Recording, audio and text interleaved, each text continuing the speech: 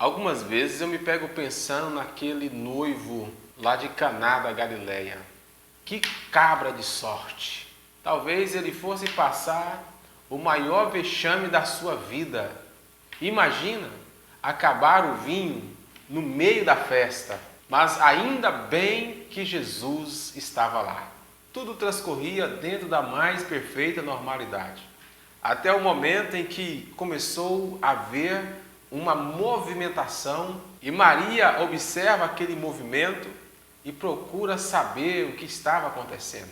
Foi então que ela foi informada que o vinho havia acabado. Que triste situação para os noivos, para a família do noivo.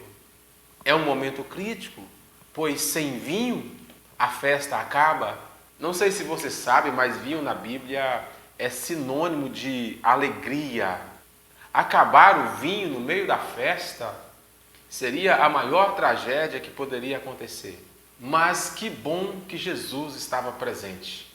Eu sou o pastor Elivan e no vídeo de hoje nós vamos aprender 6 princípios para um casamento feliz.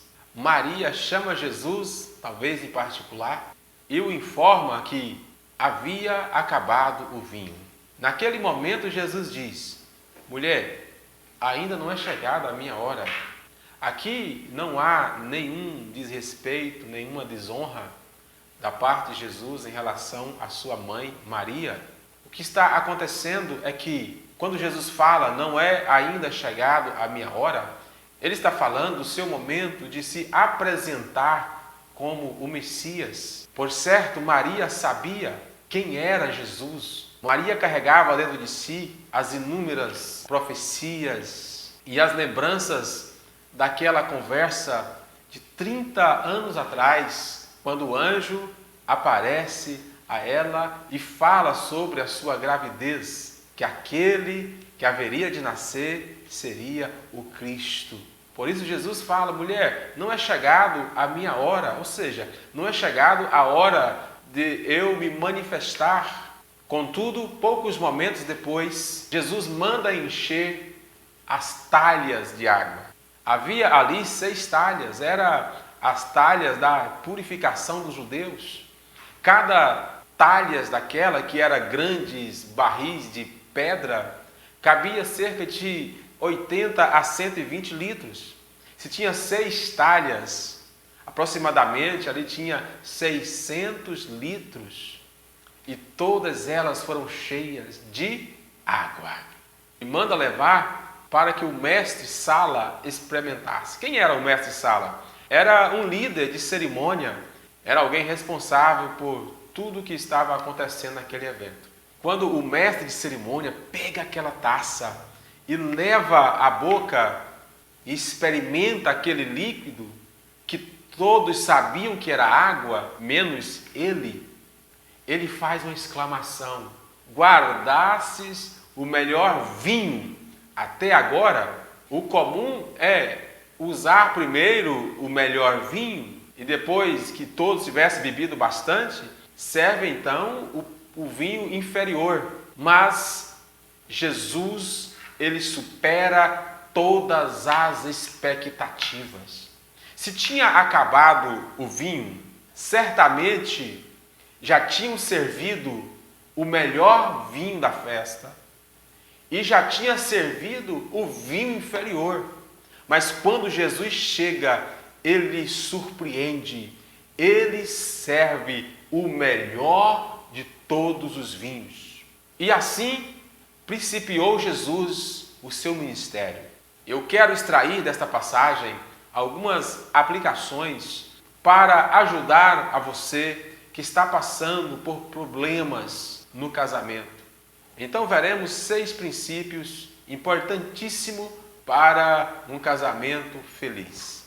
Para você que está enfrentando problemas, que está passando por uma fase difícil, que nesse momento, quem sabe, já acabou o vinho, já acabou a alegria, ou o vinho, como diz o pastor Josué Gonçalves, se tornou vinagre.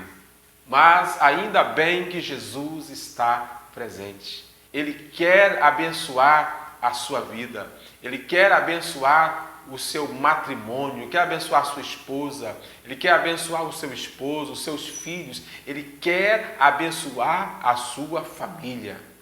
A sua família é uma dádiva de Deus, a sua família é um presente de Deus. Não abra mão do seu casamento, não abra mão da sua família, lute em oração, coloque tudo na presença de Deus, pois o Senhor te dará vitória.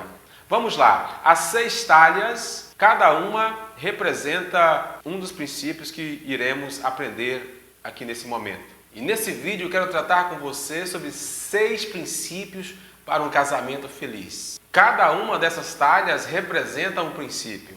O princípio da cortesia, da admiração, do diálogo, da compreensão do temperamento, do reconhecimento e da atração. Aqui estão os 6 princípios.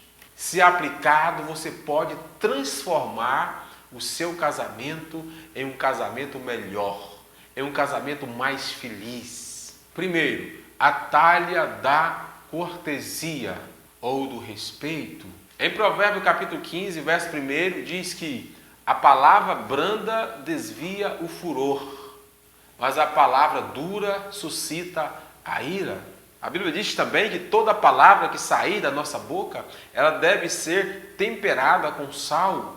Muitos têm arruinado os seus casamentos simplesmente por não ser cortês, não ser educado, não saber tratar o seu cônjuge, usando palavras duras e sendo mal educados. O casal deve ser gentil, atencioso, cortês um com o outro, para que possam preservar esse ambiente feliz, esse ambiente harmonioso e um lar aconchegante, pois as palavras elas têm o poder de machucar, de abrir feridas, destruir a admiração um pelo outro. Mas se você quiser construir um relacionamento feliz, um casamento saudável, você precisa cuidar das suas palavras. Você precisa encher essa talha da cortesia com a água que representa a palavra de Deus e assim desfrutar do melhor de Deus dentro do seu casamento. Então vamos para o segundo princípio, que é a talha da admiração ou do elogio. O homem, naturalmente, ele tem mais dificuldade com esta questão, mas tanto o homem quanto a mulher têm carências emocionais que precisam ser preenchidas. A mulher precisa sentir admirada, ser elogiada pelo seu esposo. Esta é uma carência muito forte, especialmente nas mulheres. Chega uma certa fase do casamento que muitos casais deixam aos poucos esfriar o romantismo e não trocam mais palavras carinhosas, deixam esfriar a admiração um pelo outro. Tem um livro na Bíblia que é um livro de romance, que é o livro de Cantares de Salomão. É o romance de Salomão e a Sunamita. E lá Salomão não poupa palavras de elogios, de profunda admiração pela a sua morena. Salomão, em determinado momento, a chama de morena. Logo, a talha da admiração deve estar cheia. Aprenda a elogiar o seu cônjuge, aprenda a elogiar a sua esposa, o seu marido. O diálogo talvez seja um dos mais importantes, porque sem diálogo não há convivência, não há compreensão, não há entendimento. E muitos casais, principalmente nos momentos de crise, nos momentos de dificuldades, eles se calam e deixam que o silêncio fale mais alto. Isso faz com que a crise maximize ainda mais. Procure entender, procure conversar, dialogar nos momentos, não só nos momentos de crise, mas principalmente, que muitas vezes a crise ela instaura por falta de um diálogo, por falta de entendimento. É preciso que haja transparência. O diálogo é para isso, para que haja transparência. Tem muitas mulheres que não sabem nem mesmo quanto ganha os seus maridos. Tem muitos maridos que não sabem nem mesmo qual é a comida favorita da sua esposa.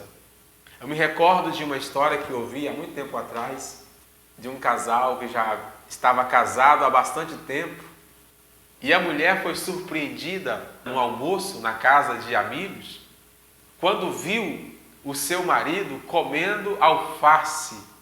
E ela, surpresa, diz: "Bem, eu nunca vi você comendo alface. Lá em casa você não come alface."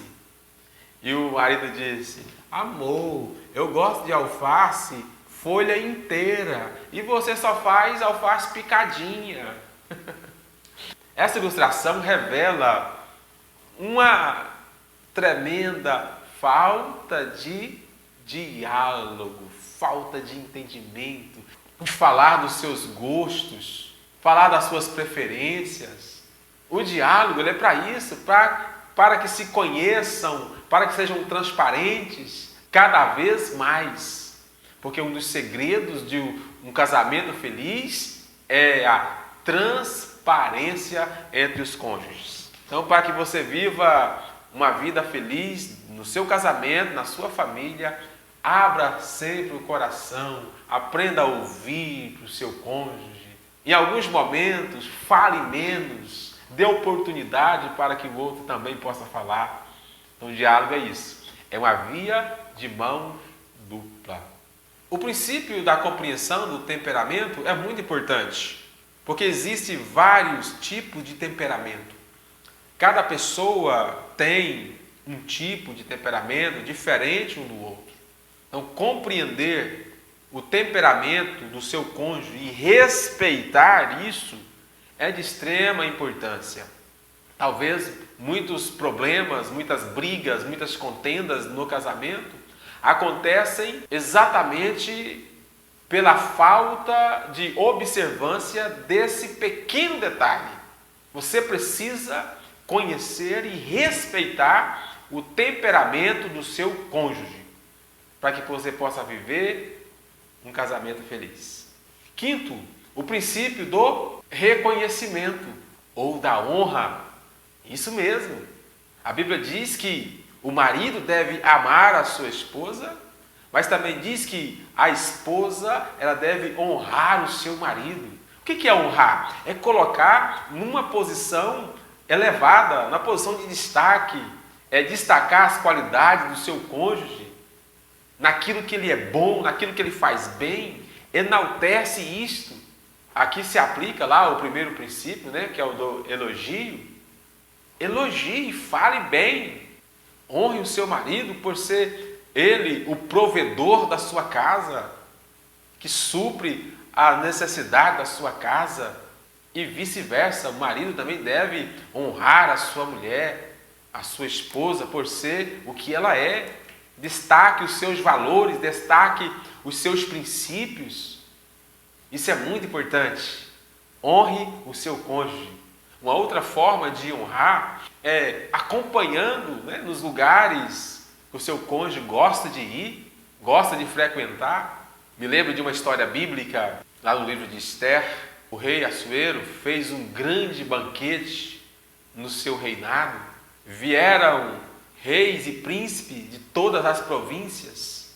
E o rei Assuero quis apresentar a sua esposa, a rainha Vasti, e ele manda chamá-la para apresentá-la, para honrá-la diante dos seus amigos. E a rainha Vasti recusou apresentar-se diante do rei. O rei queria honrá-la e ela, com essa atitude, desonrou o rei. E esse foi o fim do seu casamento.